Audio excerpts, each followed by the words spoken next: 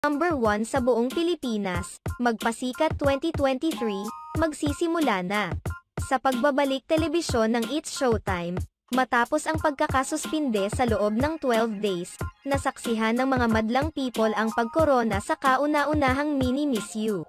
Sa araw ding ito nakakuha ang It's Showtime ng 6.9% audience share base sa data ng Kantar Philippines National TV Ratings. Mas mataas ito sa mga nakuha ng katapat nilang noontime show na EAT at Eat Bulaga. Sa kabilang banda, simula ngayong linggo, mapapanood na ang It's Showtime sa mas pinaagang oras. Mapapanood ang nasabing show, 11:30 AM ng Lunes hanggang Biyernes. Habang mananatili naman ito sa alas 12 NN tuwing Sabado. Inaasahan din ngayon ng mga netizens ang nagbabalik na magpasikat na opisyal na magsisimula sa darating na November 6, 2023. Ito ang